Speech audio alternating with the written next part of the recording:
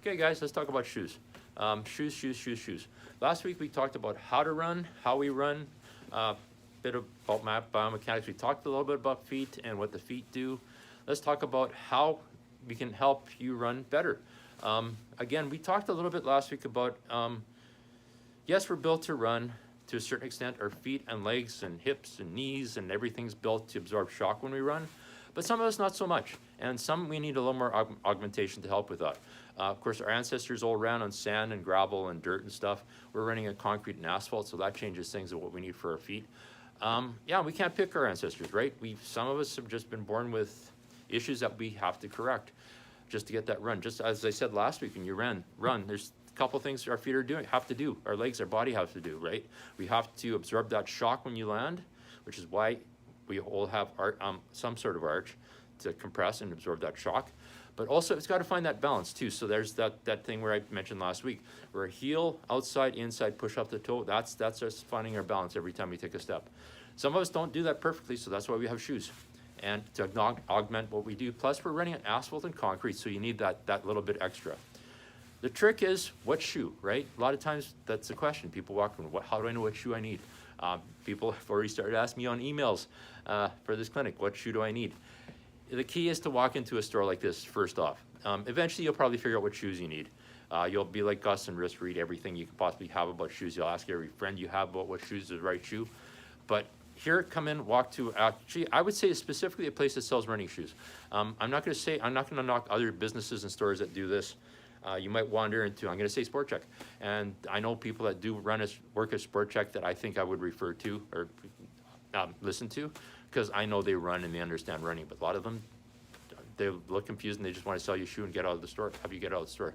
Us, we want to make sure you get the right shoe. We want you to come back and we want to make sure you don't get hurt. Also, one key to listen to when you walk into a running store or any store that you're going to buy shoes at, the person you talk to, we should greet you as soon as you walk in the door, and we'll start asking you questions right away. As soon as we know you want a shoe, and we can usually tell that because either you're carrying a shoe with you or you're wearing running shoes, we'll start asking you tons of questions about your shoes and about you. It's like walking to the doctor's office. We want to hear your entire history, and we want to see what you've been doing. What are you doing using the shoes for? How far are you running? Are you just a new runner? Have you been running forever? Do you have any injuries we should know about before we start, or any issues we should know about? Feet issues that you know about. A lot of times customers walk in and say they have plantar fasciitis. We'll ask how long they have had plantar fasciitis, and they'll say like for 2 years, and they'll say maybe it's not plantar fasciitis. Remember, that's the thing about us in these stores too. We're not medical professionals. We may know what you're talking about. We may have ideas what to do, and most of us will just say go see a physiotherapist or go see your physician right away. Don't come to us and expect us to fix that. And if you are injured when you come in to try a pair of shoes, just remember every shoe's going to still feel, you're still going to be hurt. They won't automatically fix what you got problems with, so just understand that too. But anyway, you walk in the store, we start asking you questions, and we want to know what you're up to, what shoes you need. Some of us will look at the tread pattern on your shoes. Most of us will at some point if you brought your shoes with you that you use. There's sort of it depends, right? A lot of people are bringing their shoes that they've had for a year or more. There is no tread pattern. It's all worn out, so you can't really tell much from the bottom. A lot of people say, well, the heel on my shoe is worn out. And we will say, okay, sure. And they'll say it's worn out on the inside. And we think we run on the inside of our feet, outside of our feet, right? Or outside of our feet. And we'll say, okay, sure, we'll look at the heel. Most shoes are curved at the heel. There's a reason for that because most of us land on our heel. Even if you think you're a midfoot striker, that's sort of, we talked about that last week. A lot of people that think they're midfoot strikers are heel strikers. A lot of heel strikers think they're heel strikers, they're actually midfoot strikers. But at some point, the heel's gonna get worn through. And that's natural. That's the first part of the shoe is you're gonna show wear on. It doesn't really tell us a whole lot. It just tells us that's where you land. But what we're really looking for is on the sole of the shoe. Are you wearing on that side, or dead center? And even if you're a neutral runner and a natural runner and you got perfect stride, you should actually be wearing out the whole shoe.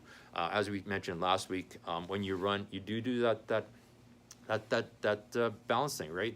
You're always heel, outside, inside, off your toe. That's natural. You're gonna notice that when you run. You're probably thinking about that now. But there should be that wear. But sometimes this doesn't tell the whole story. Lots of times the shoe's so worn down we can't tell. We'll talk about wear right away. But you want we'll look at that. But the other thing is we want to watch you walk. We want to watch you, this is gonna rhyme, walk, squat, and lunge. Usually walk's good enough. A lot of people ask, well, why don't we have a treadmill? Some of our stores do have treadmills. Some places we have that store will have that advantage. Problem is not everybody's run on a treadmill ever before in their lives, right? For me, for one, I've been running for 25 years. I've been on a treadmill 3 times. And if you throw me on a treadmill, it's gonna take me 10 to 15 minutes to feel comfortable and have my balance right. And then you'll be able to tell my gait is. Are you gonna wait for that length of time to do that? Also, you're gonna be wearing shoes on a treadmill. So that's not gonna help much because the shoes will do something to start. So treadmill, yeah, it's kind of nice. Watching you run in various shoes would be fine, but barefoot or socks, I guess it'll help as well, but it's gonna hurt. So watching you walk tells us everything we pretty much need to know. It's a starting point, along with the questions. And what we're watching for is, do you pronate inward? Do you underpronate? I like underpronate rather than supinate because nobody knows what supinate actually means. But do you underpronate on the outside of your feet or just natural push off your toe? Something to watch for too. A lot of our guys will watch you walk and they'll see a bit of a transition to pronate, right? Pronation is natural. We're looking for excessive pronation, really. We're looking for, do you actually roll off the inside of your feet? If there's a little bit of a wobble, not such a big deal. I'm not gonna worry too much about that. I remember one day I was here at the store and I had a couple of my fellow employees were watching somebody run up and down the sidewalk in front of our store. And one says, well, she wobbles on one side. And I'm looking at them like, okay, that's normal. That's not a problem, but they think, oh, need a stability shoes to stop that. I think when you stop that, that's when the injuries start to happen. Yeah. So make sure the guys that are having you try on shoes understands that. Pronation is normal. If somebody walks up to you in a bar and says, hey, I pronate, man, natural. It's not a big deal. So we're watching for that. Are you rolling and rolling out? Some of us will actually do we call it a knee bend rather than a squat. And what we're looking for is where do your knees line up when you do the knee bend? Are they inside your knee? Your knee line up with the inside of your big toe, outside or dead center? I mean, we probably notice that when you're walking, but that's one other thing. And lunges as well. And lunges is more to see, do you have that balance? But there's 3 things we do. I'd like to show that, but I don't have a guest person here to do that with, so we won't bother. But we'll watch for that, but then we'll start peppering you with questions as you try on shoes. As soon as I see what you're doing, I'll think of what we have for shoes, what the ideal shoe should be, and there's no such thing as an ideal shoe. It depends how you react to the shoe. I'll go in the back room, I'll grab 3 shoes, or probably 3 shoes, usually sometimes 4. If I only have your size and 2 of them, I'll bring 2 of them out. But I'll have you try on the shoes, and I want to see your reaction to those shoes. A lot of times, like every shoe is different. Every shoe feels different. Every brand feels different. Sizing feels different. The width of the shoes feel different. The way the toe box is built is different. And the technology has changed so much that every shoe is going to be different. So there's no perfect shoe for everybody. Just remember that just because a friend says this shoe is the best shoe in the world, not necessarily. So come in and start trying on shoes. I'm going to say this right off the bat. Don't spend a ton of time trying on shoes, but make sure you have time. We had a lady here last weekend that spent like 2 hours trying on shoes. I wasn't here, but that's excessive. You don't want to do that. You made 30 minutes, maybe tops. Never try on more than say 3 or 4 pairs of shoes, maybe 5 at the tops, because after that, you've forgotten what the first pair of shoes feels like. And at that point, you're starting to point at every shoe on our shoe wall and wondering why you can't try on that shoe. You can, but you've lost track, and there's no problem. There's 2 things. One, if you're overwhelmed, there's no problem with leaving, come back the next day, start again. That's fine. Or just of the shoes you've tried, which one feels the best, take it home. Most running stores, our stores for sure, you have at least 30 days to take them home, try them out inside, try them on your treadmill if you want. And if they don't work, come back, we try something else then. But yeah, don't spend a million hours here doing that. Don't overwhelm yourself. It is shoes, it's specific, but if you get flustered, it doesn't help. You're at the point where you're not really paying attention and it's not working. So again, we start trying on shoes. If you pronate, again, it depends how much you pronate. If you pronate a little bit, and you're actually not making the transition, you're pushing off the inside of your feet, I will go for a stability shoe. Now, what do we mean by stability shoe? That has changed a lot. My first show was actually a motion control shoe because I apparently pronated a lot, or at least the person that fitted me thought so. We called the shoes back then that corrected that motion control shoes. We still do. We have 1 of them in store now. Just one. The guys' version is the Brooks Beast. The women's version is the Brooks Ariel. So if you're a Disney fan, probably the best shoe for you. But the way that most stability shoes prevents pronation is a big honking piece of plastic here on the instep. It just prevents you, period, from rolling inward. That's not so much. Brooks is the wrong shoe to show you that. I don't have another motion control shoe. Stability shoe for sure though. Asics, or no, Brooks New Balance is probably easiest. Again, there's that, you'll see a different colored piece of plastic or rubber right there. That'll prevent you from rolling inward. Sometimes that works, sometimes that's what you need. Sometimes that's perfect for you. Not necessarily for everybody. So stability shoe or a motion control shoe would even have more stiffness there and would prevent that, period. A stability shoe, a little bit less for just people that pronate a little bit and don't need that much of support. I'm going to say the bigger shoe, that motion control shoe would be for bigger people, bigger guys. No, not necessarily. Just people that really need the support and need the cushioning. That's where I would go. But for most people, stability shoe is probably the best. And again, stability, this is more force. So there's two different types of stability shoes now. There's shoes that will actually force you, but there's more shoes now that are starting to do, they think guide rather than force. Guide works with your knees, works with your hips, works with your feet, and doesn't force, so prevents injuries, right? But it depends how much you need. If you need lots of support, you may not want to go there. Brooks is doing that big time, and they've done it for a while. I'm actually a huge fan of Brooks. I'm not wearing Brooks today, but Brooks, I'm a big fan of. What they do is they call them guide rails on both sides of the shoes. One on the inside for people that pronate inward, one on the outside for people that underpronate. Wow. And if you don't need either, just natural, you don't even notice the support. And which is cool because not two, like I think I mentioned last week, no 2 feet are alike. No 2 people's feet are alike, and pretty much no 2 feet on your feet are alike. So one may pronate, one may underpronate, one may not do that at all. So that's a danger with the stability shoe. If just one foot pronates inward and the other one doesn't, what a pronation shoe is built to do is prevent you from rolling inward, so it corrects that part. If you're just running that way and you have pronation support, you're going to be pushing and running on the outside of your feet. So you have to be careful of that. Different shoes have different amount of pronation support, but yeah, we have to watch for it. That's what my job is. So I like this. It's more guide than force. If you really need support, maybe not the best shoe, but if you just need a little bit, great thing. And the other thing is the support for the underpronator. We've never had that until this shoe came out. This is called the Brooks Adrenaline.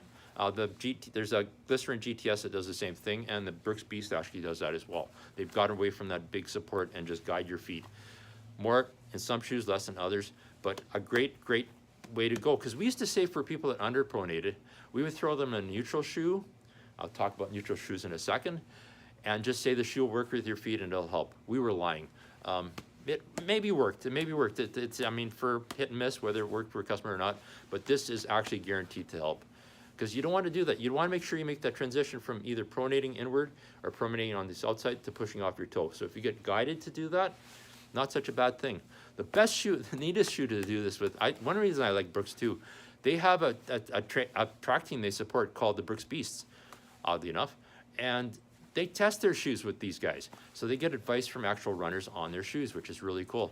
Other shoe I really love right now is called, the brand name is On. Where is it? Where is it? Where is it? Where is it? I can't find it. On. Cloudflare. Anyway, it's On. Everybody can't seem to pronounce it, but that O is actually supposed to be a light switch, but it's ON for On. These guys have really kicked the technology way up. I love this. These things are called pods. And the idea of the pods is when you land on the pods, they collapse. And when they collapse, they absorb the shock, right? And they collapse, so you push off a hard surface. So like landing on a cloud, which is why they're called On clouds, and push off a hard surface, which you want because you want to keep that stride. Probably the most natural running shoe I've ever run in. I brag about this. There's no perfect shoe for everybody, but this is amazing. But the neat thing about this shoe with the pods, individual pods, they can do whatever they want with these pods. They can soften them and harden them. So what they've done is they've gone through the pods, they've hardened and softened the pods. So when you run in this stability shoe, it actually just guides your feet by the pods. It's amazing. Even the shoes that don't do that, I've got a pair of, I need stability shoes, by the way. They've got one called the Cloud Swift, which is this version right here. I run in this, I can do like 10K in these without a problem. I don't really need stability, but they just feel like a natural shoe. It's the first shoe I've worn where I don't ever think about what I've got on my feet, which is kind of what you want. That's the kind of the key. A lot of people, I watch people try on shoes, and they'll throw on a shoe and they'll say, wow, this feels great. And then they try on other shoes. That first shoe, when you said that, that's the shoe, man. That's the sign. I look for that, and it's like the wow moment, right? So yeah, you can try on other shoes, but guess what? You're gonna go back to the first shoe. So I listen for that. That's where I fruit, and that's what I felt like when I put these things on. See, one of the shoes we sell shoes to walkers as well. This is one shoe where the benefit is really for runners. Every shoe has that, but this more than others. And I like the way they do stability. Guide rather than force. So if you're going to their shoe store, ask to try on the ons. Yeah, good call. But the other shoe I like as well, that also, these guys, the guy that developed this shoe is actually an ultra marathoner from Switzerland. So yay, the Swiss Alps. But there's a brand of shoe that was created by runners from the French Alps. They're called Jean-Luc and Miko, and they developed a shoe called the Hoka. I'll grab the Hoka stability shoe. So they sort of did the same thing as Ons and as Brooks. They call it a J-plate. It, again, it's not a big honking piece of plastic on the inside of the shoe. It's just built to support you. So the cushioning in these things is unreal. And it does that as guide rather than force. The other thing too is there's another two terms, float and feel. Do you want to feel the ground when you run? Do you want to float over the ground when you run? These things more like float. There's really no stability shoe that actually does the feel thing very well. You're still going to be floating sort of over the ground. You're going to maybe feel the ground, but you don't really, do you want to? It depends on you. It depends what you're running on. If you're running off-road, I say probably, yeah, that's fine. Asphalt, concrete, I think you want more cushioning. But again, it's up to you because we're not you. And that's the other thing. Don't ask us how should the shoe feel, or no, does this feel right? Well, you're the one trying on the shoe. So yeah, don't even ask us, because we just, it's you. It's all about you. So we've got stability shoes, correcting the pronation, not hurting your knees, not hurting your hips, but just correcting and guiding. I think I like that. If you need more, you need more. Or if you need a lot, I'm not going to say a lot about orthotics, but I'm sort of hit and miss on orthotics. Since I started working here, I can't believe how many people have orthotics. I question how many of them actually need the orthotics, but if they got it prescribed by a medical professional, I'm not going to quibble on that. But as I mentioned last week with the running talk, is you have that arch, right? You want that arch to collapse to absorb the shock. Some orthotics will just assist in that, but some will have support right underneath that arch. And I think that's not the greatest thing in the world, because it's sort of like taking a shock absorber off a car and putting in like a steel rod. You're not getting that spring. That's absorbing the shock, a shock absorber, right? So I question that. But if it's physician advised, or even a better physio that actually runs, I'd say, yeah, fine with that. But yeah, orthotics, if you need them, fine. I would say shoes first, and then if you need a little bit more. We do have insoles that do that. They're way over there. I'm not gonna grab them, maybe later. But yeah, think about that. So neutral shoe. What does a neutral shoe?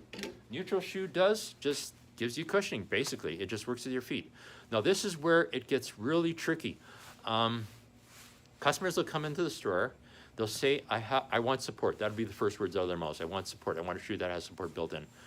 And we automatically think stability shoe, right? Because that's where the support is. The thing about stability shoe to remember too, I didn't mention this, I think I did, should have. But the support on a stability shoe is only gonna be on the inside of the foot. It's not gonna be underneath the arch. We did have a shoe that did that years and years ago by New Balance. They called it a roll bar, and I remember putting it on and thought, this feels great, it's right underneath my arch.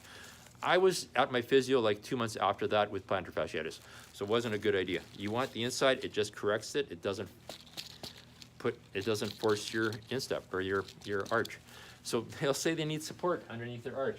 What they're saying actually, and a lot of them say this too, I have a high arch, I want support underneath that arch. Exact opposite, you want that arch to collapse. So yeah, we should be listening to that, and we want to listen to the whole story. That's the second part of the story. If you have a normal arch, and again, there's a subtle difference between normal arch and high arch. Normal arch, of course, neutral shoe, you can wear anything at all. I would stay away from stability, but cushioning shoe, Lighter shoe because there's less stuff in the shoes. Lightness is sort of not a big thing right now because all shoes are super light right now. But they just work with your feet. They provide the cushioning, extra cushioning your body needs. And a neutral shoe, go for it. The other thing too about neutral shoes too, if you're running on nothing but off-road, if you're running trails, track,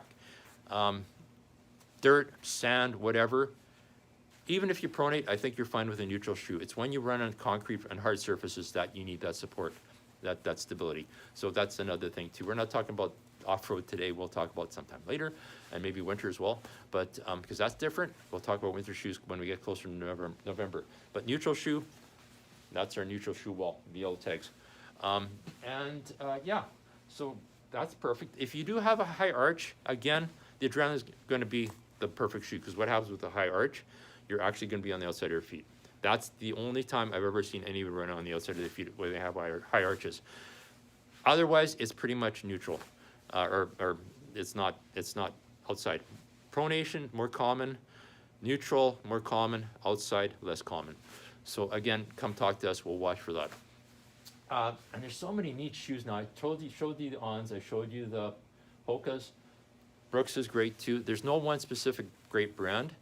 I just realized too that no two shoes fit the same. If you walk in and say you're size 9, don't be surprised if you end up in a 9.5. Asics is sort of famous for that. 1 year 9 is 9, 1 year 9 is 9.5, 1 year's 9 is actually 8.5.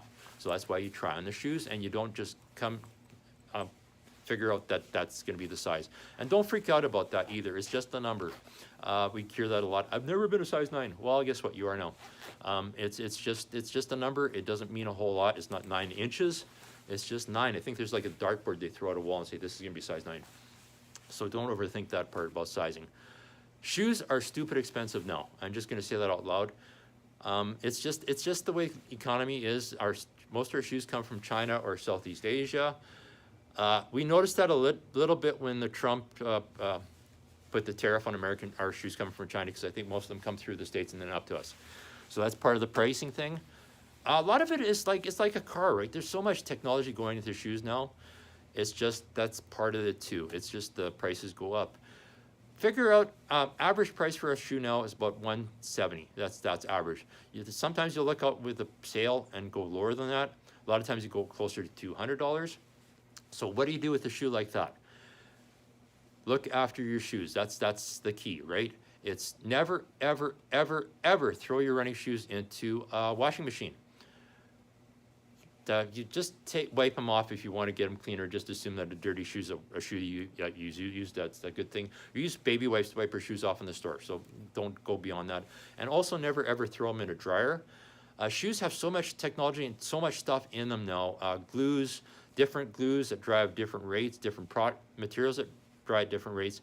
If you throw those in a dryer on top of a radiator, the shoes will just be ruined. It's some stuff will shrink, some stuff won't dry properly.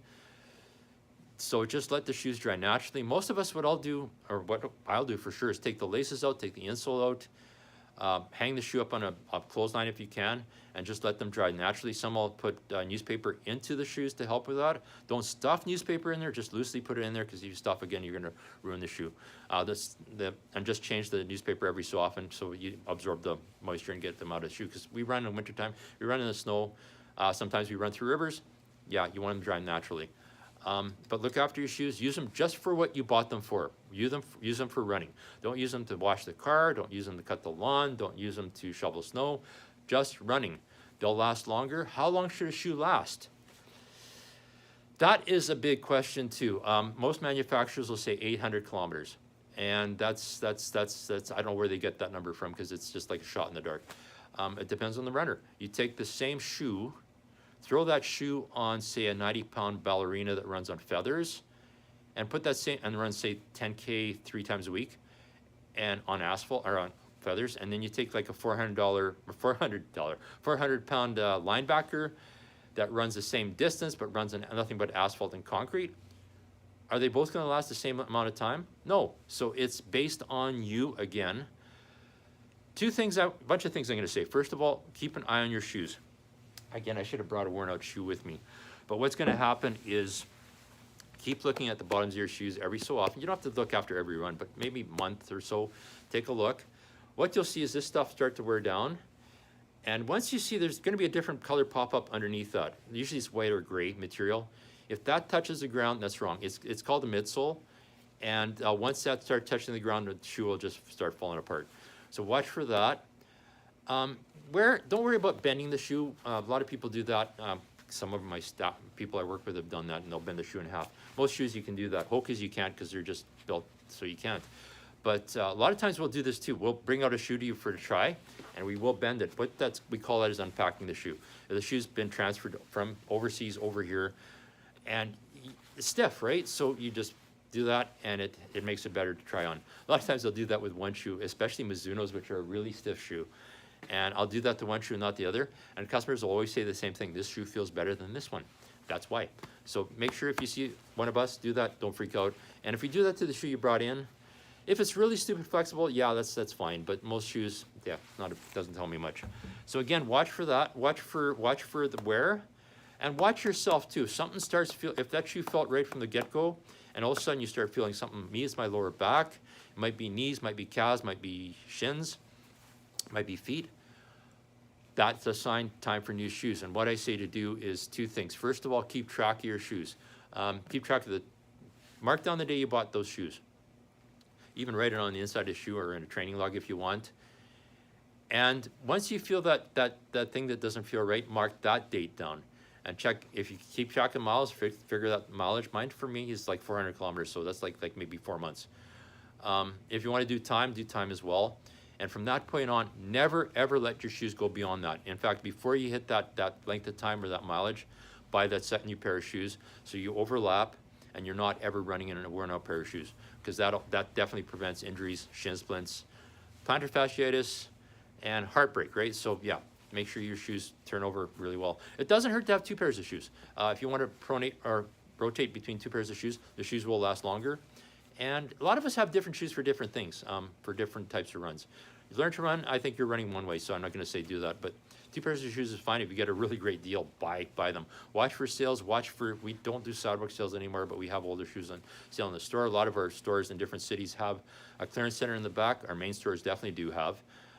And online, there's tons of shoes on sale. It just depends on the sizes. If you're a popular size, it's going to be an issue. But yeah, watch over women. Popular size really is 9.5, which is really weird. Men, I'm going to say 10. Maybe not, because we have a lot of 10s on sale. But yeah, just watch for the prices. Look after your shoes. And also watch too. Shoes are not specifically going to fit perfectly, right? We have half sizes. What if you're size 9 1/4, right? Do you go to 9 1/2, or do you stay shorter?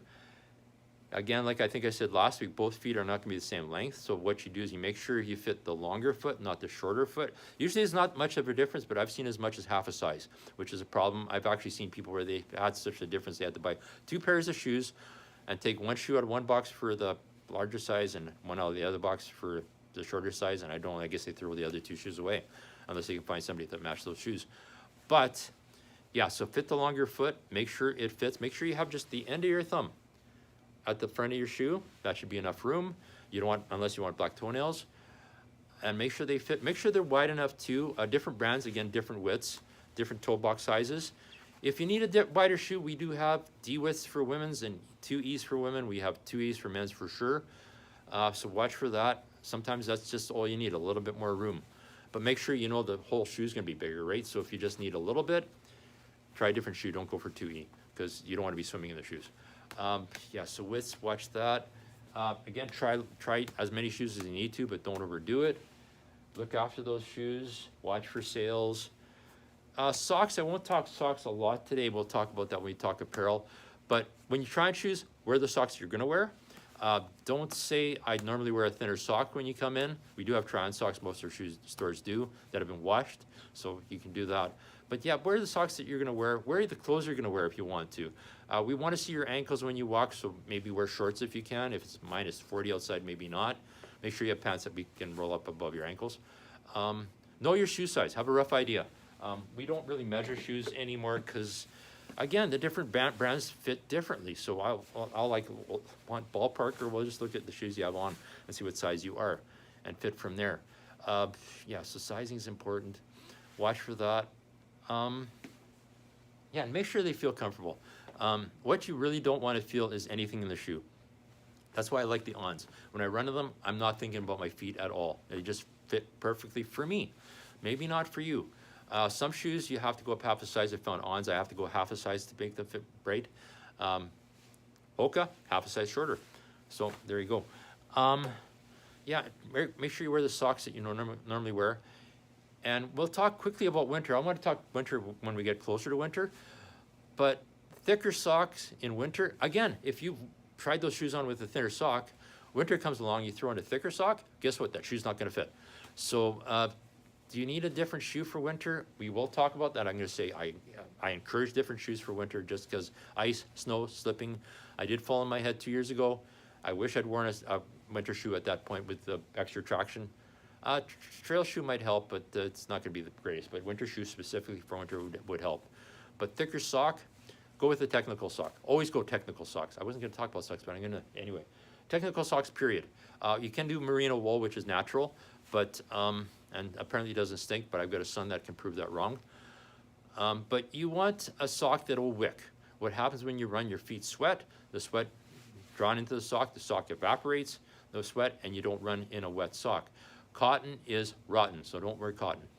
When those cotton feels get rotten. Anyway, yeah, just don't wear cotton, period. But technical sock, make sure the sock has a little compression so it doesn't roll up in your shoe. Decide what type of sock you want. Do you want higher above your ankle, below the ankle? We have those. We have really calf-length socks as well, so that's an option. Actually, I'm going to grab a couple socks because we got a few minutes.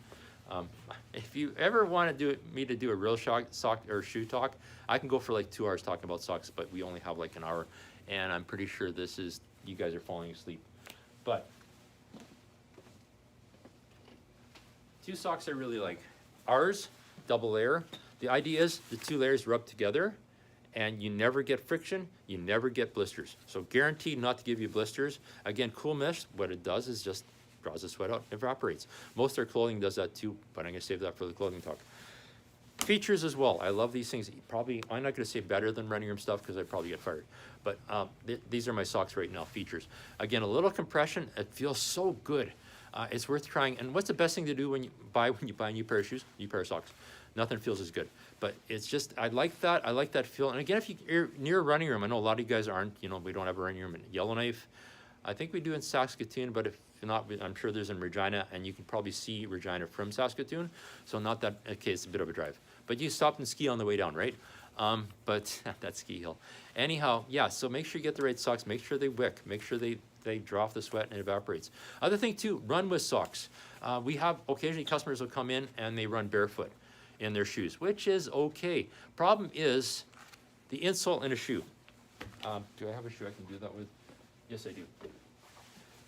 Insole is like the cheapest part of the shoe. The only reason we have insoles in is to keep you away from the stitching in the shoe. That's all it really does. This is does nothing.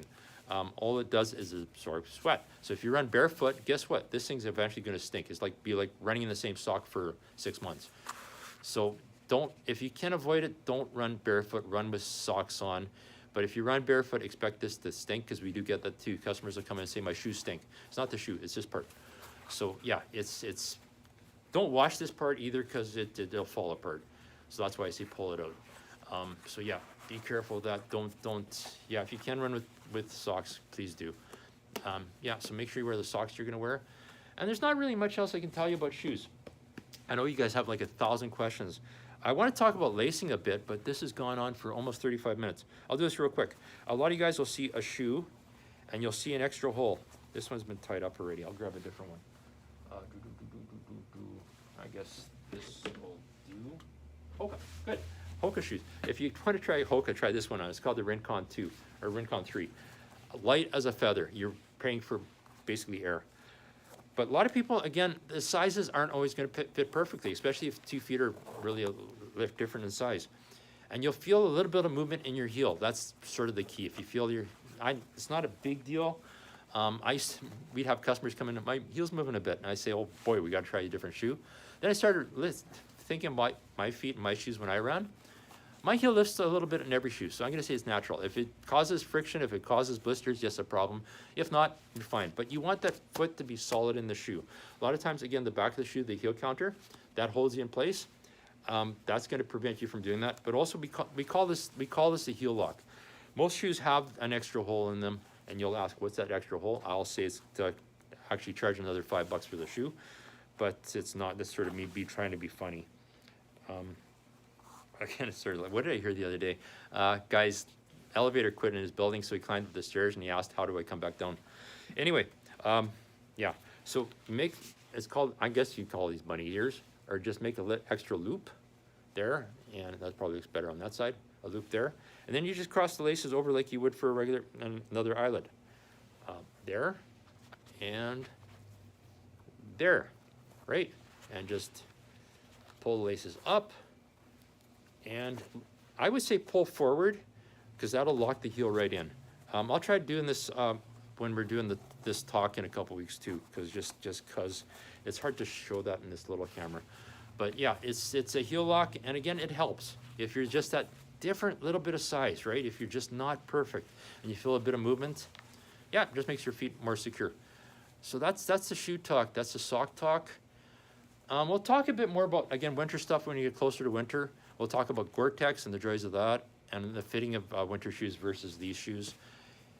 And there was something else I was going to mention, but I forgot, so I'll probably bring this up when I do the talk as well as this recorded piece. So anyhow, yeah, cost, lifespan, brand, sizing, we got that. The other thing is offset. I didn't mention that. The height of the heel to the front of the shoe, there's three terms: offset, ramp, and drop. They all mean the same thing. It's just this height of the heel inside the shoe and the height of the toe box, or the toe. So different angles, right? Some are, we'll talk more about this when I do the actual shoe talk, but the idea is different angles, different drops will promote more midfoot strike. That's the thought process. I think if you land, as I said last week, where your feet land, they're gonna land. I think any shoe you throw on, it's not gonna really promote much of a difference. There's a shoe called the Newton that we don't sell, and it's designed to land forefoot. But it's a comfort and it's personal preference. I remember listening to a talk that the Brooks lady put on a little while ago, and she mentioned that. It's a matter of comfort. Most shoes are gonna be 10, 11 millimeters difference between the heel and the toe. A lot of them, Saucony, bottom line is most of them are 8 millimeters. So they did that big time to promote midfoot strike, which is supposed to prevent injuries. I don't buy that. And some are a lot less. There's like 4 millimeters. There's some that are 0 drop. That again, comfort and what feels best. So you have to try lots of shoes to figure that out. Anyhow, so this has gone on for like almost 40 minutes. My clinic coordinator's probably, her head's exploding now because Warren, we're supposed to be done this in like an hour. So come back, we'll talk after this recording is done, and we'll talk about shoes, and you can ask me questions then. And lots of questions. Make sure you ask lots of questions all the time. Okay, we'll talk later.